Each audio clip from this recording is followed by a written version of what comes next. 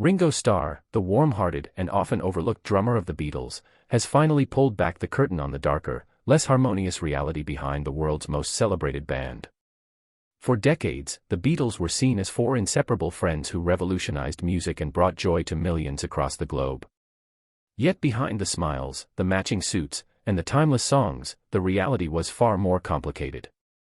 In recent candid interviews, Ringo has spoken openly about the internal conflicts, emotional distance, and personal struggles that threatened to tear the Fab Four apart from the inside. While their music united generations, the relationships within the band were often strained, fragile, and deeply human. Ringo revealed how creative disagreements, clashing personalities, and the relentless pressure of worldwide fame slowly created cracks between John Lennon, Paul McCartney, George Harrison, and himself. There were heated arguments during recording sessions, long stretches of silence between bandmates, and moments where the bond that once felt unbreakable seemed completely lost.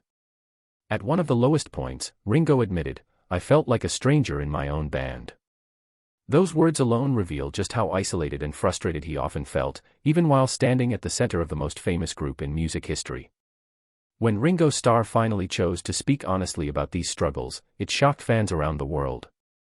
Many had never imagined that the Beatles came so close to falling apart long before their official breakup. To truly understand Ringo's perspective, we need to go back to the very beginning. Ringo Starr was born as Richard Starkey in July 1940 in Liverpool, England. His early life was marked by hardship rather than harmony. Richard was an only child, deeply cherished by his mother, but his father walked out on the family when Richard was just 4 years old. Left alone to raise her son, Richard's mother worked tirelessly, taking on multiple jobs.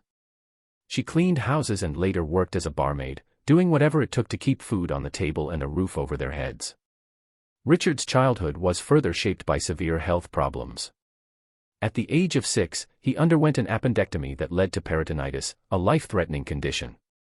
As a result, he spent nearly 1 year confined to a children's hospital, separated from friends and normal childhood experiences. This long absence caused him to fall behind in school, and just as he began catching up with the help of a tutor, fate struck again. Richard was diagnosed with tuberculosis and sent to a sanatorium, where he remained for nearly 2 years. For a young boy, those years were filled with loneliness and uncertainty. Yet it was there, in that quiet hospital environment, that something extraordinary happened. The hospital staff encouraged the children to form a small band to lift their spirits. With no real instruments available, Richard began tapping rhythms using a wooden mallet on the cabinets beside his bed. Those simple beats became his escape, and unknowingly, the foundation of his future. That was the moment Richard Starkey fell in love with rhythm. In 1953, Richard's mother remarried, and his new stepfather became a strong and positive presence in his life. Unlike before, Richard finally had someone who supported his growing interest in music. By the time he returned home in 1955, regular schooling was no longer realistic due to his interrupted education. Instead, Richard took on a series of jobs, one of which introduced him to skiffle music, a raw and energetic genre played with improvised instruments. Skiffle captivated him. By 1957, Richard was performing regularly with a skiffle group, and that same year, he received his very first drum kit as a Christmas gift. It was more than just a present, it was a turning point. Soon after, he joined Rory Storm and the Hurricanes, a real band with proper instruments and growing popularity. It was during this period that Richard adopted the stage name Ringo Starr, inspired by his love of wearing rings and his affection for country and Western music. His energetic drum solos, famously called Star Time, quickly became a highlight of the band's performances. While touring in Hamburg, Germany, Ringo encountered a young band struggling to find its footing, the Beatles. At the time, the group included John Lennon, Paul McCartney, George Harrison, Stu Sutcliffe, and Pete Best.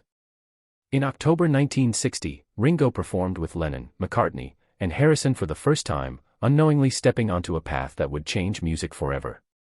By 1962, Ringo Starr officially joined the Beatles, replacing Pete Best. The decision caused outrage among some fans.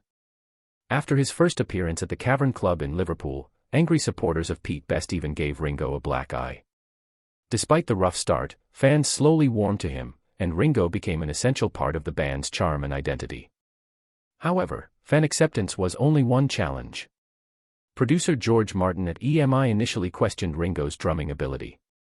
During the band's early recordings, Martin hired a session drummer, leaving Ringo to play tambourine and maracas instead.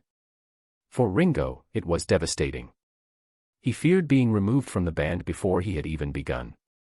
Thankfully, as the group continued working together, everything began to click. The Beatles found their rhythm, and Ringo's place became secure. Their breakthrough came with Please Please Me, which turned the Beatles into pop sensations across England. Their debut album, Please Please Me, launched full-scale Beatlemania. During this whirlwind rise, Ringo finally had his moment, singing lead vocals on Boys. Years later, in an interview with Dan Rather on AXS, Ringo Starr, now 83, reflected honestly on life inside the band. He acknowledged that Paul McCartney, now 81, was the driving force behind their relentless productivity. Yet harmony was never guaranteed. Ringo openly admitted, No, we didn't get along. We were four guys. We had rows. But he emphasized that once the count-in began, personal issues disappeared, and the music always came first. While Lennon and McCartney were celebrated for their songwriting genius, Ringo's contributions were often underestimated. Beyond his steady drumming, he played a vital role in keeping spirits high and tensions manageable. Unlike many drummers, Ringo was never in the background. He sang one song on nearly every album, and his distinctive drumming style became a defining element of the Beatles' sound, inspiring generations of musicians. In 1966, the Beatles made a bold decision to stop touring, ending their live performances with a final concert at San Francisco's Candlestick Park in August. They shifted their focus entirely to studio work, pushing creative boundaries like never before. This led to the groundbreaking Sgt. Pepper's Lonely Hearts Club Band in 1967, a concept album meant to be experienced as a complete journey. In 1968, they released The Beatles, commonly known as the White Album. During these sessions, Ringo finally stepped forward as a songwriter with Don't Pass Me By. But tensions reached a breaking point. Each member began to feel isolated, suspecting that the others were growing closer without them. Ringo felt particularly sidelined, especially when Paul McCartney recorded Why Don't We Do It in the Road entirely on his own. Feeling unappreciated and disconnected, Ringo temporarily left the band, becoming the first Beatle to do so. His absence shocked the others. They sent him telegrams calling him the best drummer in the world. When Ringo returned, he found his drum kit covered in flowers spelling "Welcome Back." Reflecting later, Ringo credited Paul McCartney's relentless work ethic for keeping the band productive. He admitted that without Paul pushing everyone forward, far fewer records would have been made. Between 1963 and 1970, the Beatles released 12 studio albums, securing their place as the highest-selling band of all time. But their story was not without tragedy. John Lennon was murdered outside his New York apartment on December 8, 1980, at age 40.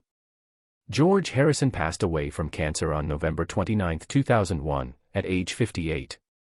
Ringo Starr's reflections add depth to the legend, revealing the emotional cost behind the music that changed the world.